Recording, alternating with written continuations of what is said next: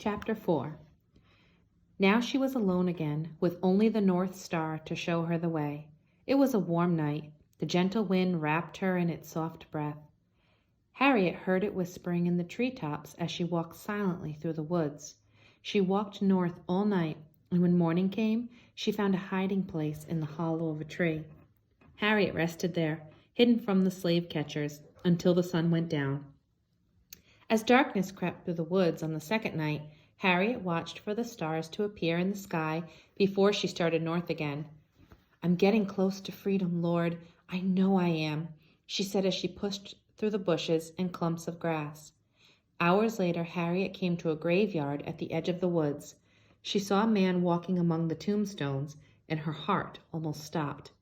Was he a ghost? Was he a slave catcher? Hiding in the tall weeds, she silently moved closer. The man was talking to himself. "I have the ticket for the railroad," he said. "I have the ticket for the railroad."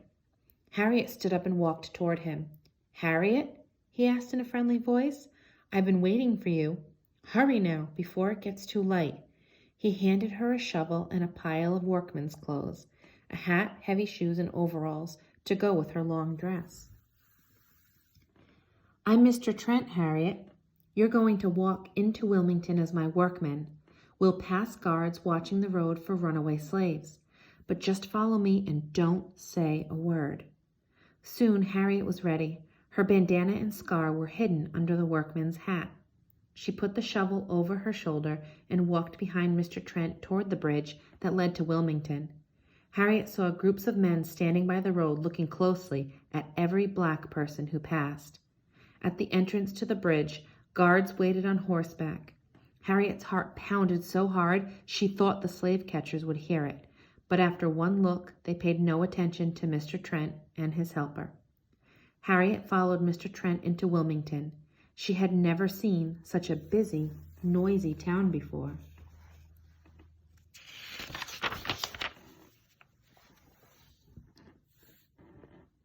The roads were filled with horses and buggies and people hurrying here and there. Big square buildings seemed to push in at her from both sides of the long streets.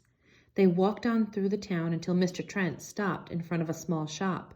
The owner of the shop, Thomas Garrett, was expecting Harriet. As Mr. Trent said goodbye, he warned Harriet to take great care. "It's very dangerous here, Harriet, because this is the last town before you reach the free state of Pennsylvania. Slave catchers are watching to be sure no runaway slaves cross the line into Pennsylvania. But with God's help, you will soon be free." Harriet rested for a day in Mr. Garrett's home.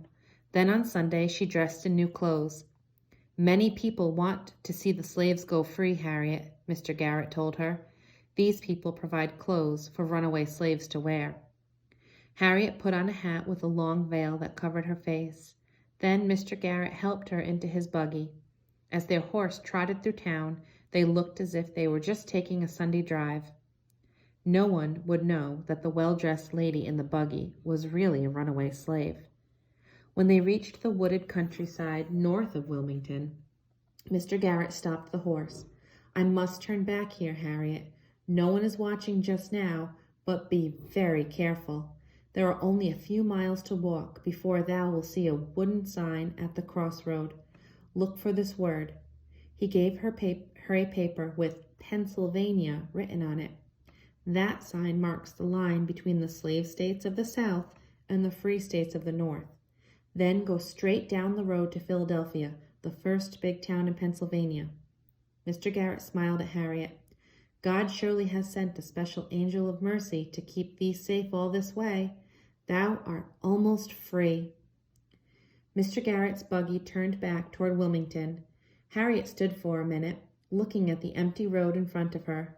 Soon she would be free. As she headed north, her feet seemed as light as angels' wings. On she ran, looking for the wooden sign. Suddenly she felt afraid. It was too dangerous to be out on the road. She turned and ran into the woods. Moments later, 2 horsemen galloped past, shouting and laughing. Then the road was quiet again, but Harriet stayed in the shadowy woods. Harriet ran until she saw a crossroad ahead.